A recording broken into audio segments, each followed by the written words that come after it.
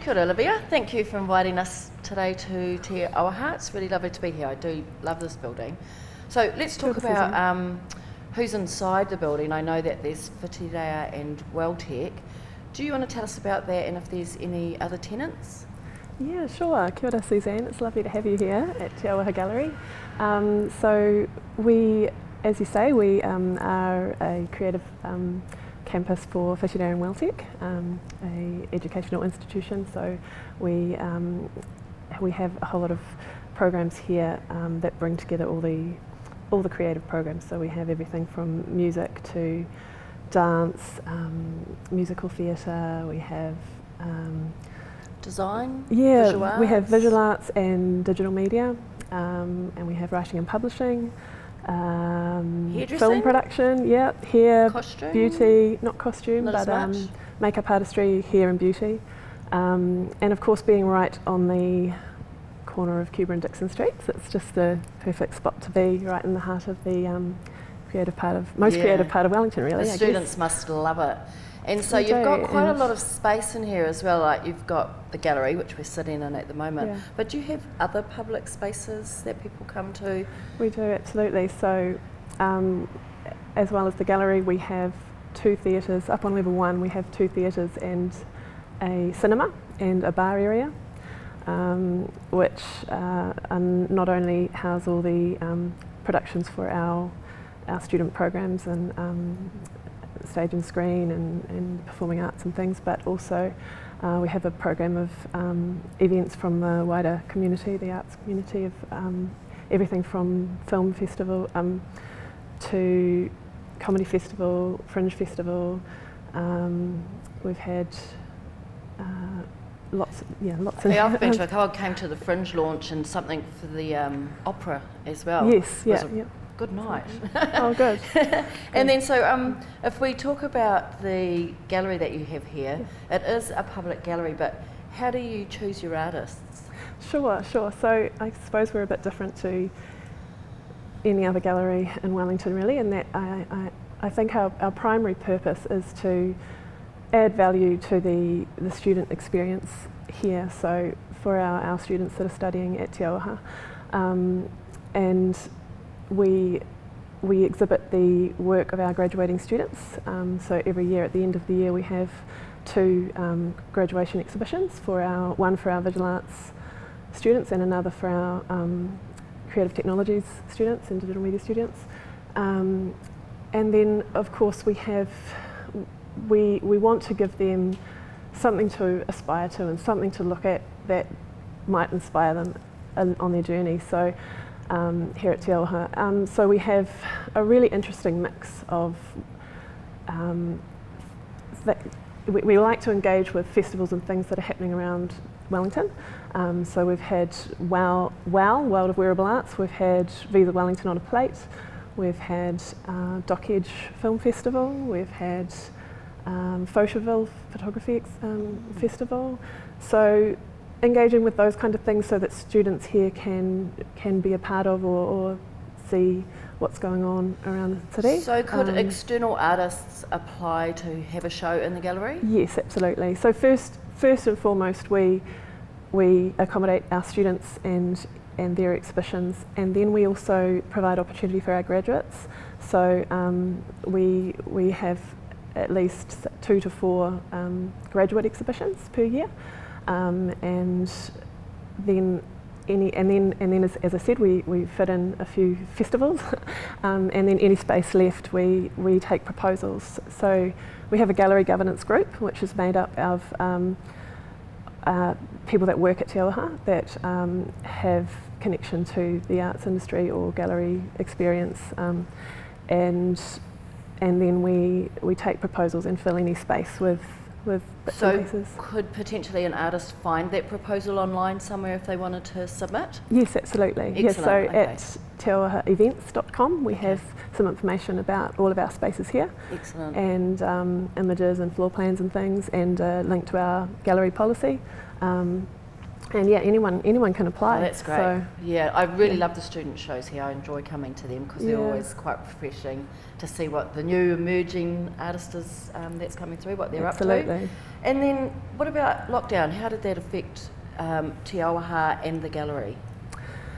Yeah, so that was that was quite something, and I suppose as with everybody, we just had to figure it out as we went. And unfortunately for Vernon, he had literally just opened his show, or was, it was already happening when he had his opening. So a lot of people that perhaps would have come to the opening didn't, and it was quite a small event where people were already at that stage that they were a bit afraid of coming out. Yeah, isolating themselves. But it was really important to us that we reopened his exhibition when we So we're got back looking in at the building. Vernon's show today. When did you reopen the show? We reopened a week ago, on the 3rd, just over a week ago, 3rd of July. 3rd of July? Yeah. Excellent. And it's open until the 28th of July. And are the students back as well? The students are on holiday at the moment, Yeah, so true. they're back on Monday, so it's going to be all go from That's exciting. then. They've got something to walk into as well. Do you get much foot traffic in here? We do. We do get foot traffic. I think it's becoming more and more known. We just recently got the decal outside that helps, just behind us. Yeah. And I think as the public become aware of it, it's becoming known.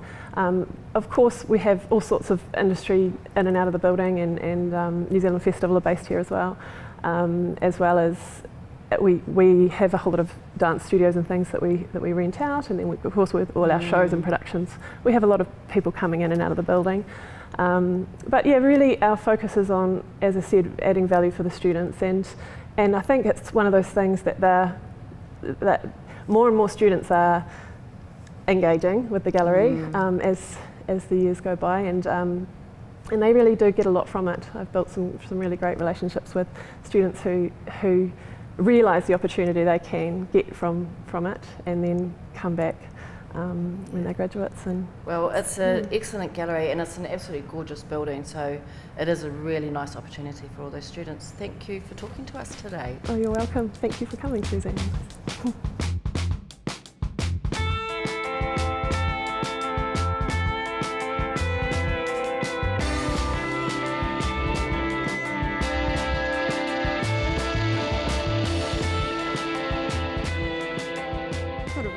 Lovely to see you here and be able to interview you.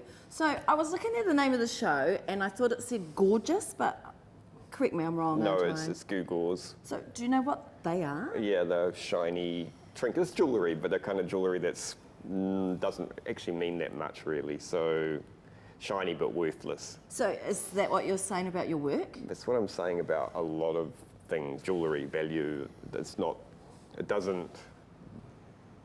Jewellery has got all this value in the world, money value, but it doesn't have that much value in art, really, I guess. Well, I probably disagree with that, because I think that for us, jewellery, even though you look at one of the works that's made out of tennis balls, it does hold a lot of value and a lot of meaning for us, and it's a way for us to use found and recycled objects in a way that isn't necessarily something that we've been told how to do that as an art practice. Do you find that? Yeah, I do find that, but I mean, we're talking about contemporary jewellery, not the whole history of jewellery, it's a decoration, it's something that you wear, or a way of displaying wealth, which are very interesting things about jewellery, but it is, in my art practice anyway, I use it as a border. Jewellery's just a start, basically. Oh, okay. Because probably from an Indigenous perspective, I'd think of using jewellery as a way just to find objects that are leaves or something that's a little bit more fibrous, and being able to use your hands to create something that maybe you don't think it's worth a lot of money, but it's just something that you enjoy doing. But in terms of it being a wearable and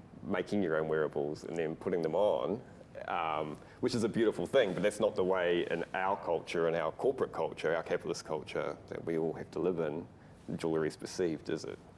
Yeah, I suppose you're right. Although I think of kids making jewellery out of pasta and macaroni and loving it forever and giving it to mum who loves it forever, and she'll wear it to something and you think, that's pasta. But so what gives it meaning, I guess, is that child's made it. It's always them. It's always context, Yeah, always, and that's it what is. this whole That's show true, is it's about. context, You yeah. know, I mean, well, I hope it's about context. No, I love some of the pieces that you've made, and I was looking at the materials, and I loved the spiky necklace. Yep. What's it called and what's it made from? That's called Downhill, and it's made from some skis. So that was my first climate change piece, really. So it's talking about the melting of the snows, and I was referencing Pacifica dolphins. Yeah, it's and, stunning. and- That's what it reminds me of. Yeah. And so you've cut the skis up. What was the inspiration for you to do that? Did you just see them and think, I'm going to cut that up? Or I just I love those Pacifica neck pieces, so I was appropriating and hopefully doing it in a sensitive way, at least. You know, in Australia, because a lot of this work was made in Australia. It's slightly different attitude to that sort of thing. what were you doing in Australia? I was being a jeweller, basically. Oh, okay. Yeah. How long were you in Australia for? 16 years, Oh, wow. Yeah. Okay. How long have you been back in New Zealand? 3.5. Okay. And so you came back and you put this show in, and then we went into lockdown. Yeah. How was that for you? It was very weird. I mean, the week leading up to the install was just crazy because we thought we're not doing the right thing. We should stop the show. And we didn't know what to do. And then we kept going. And then I felt guilty about people coming to the opening. But that was all fine. And it was kind of nice the whole way through because it was all lit up by Te Auaha, so everyone could walk past and see the show, and we had friends texting pictures of it. And So it's this nice. is during lockdown. This is during Oh, lockdown. that's actually yeah. quite good, isn't Yeah, it? You had yeah. like a Well, it's 3 my month. longest ever show, basically. That's pretty cool. I really like that they still Yeah, they showed were- people that they it were was fan- happening. They were fantastic. Te Yeah. Auaha. Oh, and then I look at some of the other pieces, and one that intrigued me was that really delicate bone neck piece that you've got. Can you tell me the process to where it got? Well, I woke up one morning in Australia and there was a dead rat in my backyard, and we buried it in a pot plant. And then about 3 years later, I dug it up. I had a show that was called Alter Ego, where we had to make jewellery that wasn't what we'd normally make, and I don't do bone normally, so all the bone pieces you see are from that show. And that was I dug it up, and it was like a little archaeological dig and get all the bones out of the pot plant again, and then string it all together with silk. So. Oh, I love it. That's probably one of my favourite pieces. It's just so Thank you. delicate. It's absolutely gorgeous. And I guess for you, it's something that you have on a different scale to everything else because they're actually really big. It might be hard to explain how Yeah. big they are. Yeah, So they I are like quite the big. size. Do you like working in a big scale? This show was a collection of bigger pieces. I make small pieces as well, but I mean, these are sort of exhibition neck pieces, basically. I consider those ones anyway, and then the rest of it's kind of installation work. So Yeah. And do you have a favourite piece? no, I have pieces that hurt more, or that. Oh, tell us about the hurting one. Or that one. It was just there's 1,000 shark's teeth, and it was just so repetitive installing it. It damaged my shoulder the first time, so I couldn't work for about 1.5 years afterwards, which was really painful. So what did you do for 1.5 years? I sort of thought about things a lot, and then I actually moved to New Zealand. So. Yeah, I'm in pain. I'm going back to New Yeah, I'm Zealand. going home, So so- speaking of New Zealand, we've got this fantastic map behind us. Can you tell us what it's made from? These are made from limestone chips and incinerated poppy seeds, Oh. and they're little brooches. So, Oh, do you want to show us how that works? so they come off and on a little Teflon thing, and then it's a little pin, like glued in, and Oh, wow. you can have your own chup. Oh, A chip chup. in- What's yeah. a chup? A chip is an Australian, a New Zealand way of saying chip, isn't it? I mean, No, we say chip. yeah. What? Chip. When you come over to New Zealand, when you come back to New Zealand after living overseas for a long time, the accent is hilarious. Is it? Oh, well, welcome home. Thank you. It's so good to have you back, I Vernon. hope I haven't offended everyone. I hope you have. Thank you very much. It's really good to talk to you. Thank you for interviewing me.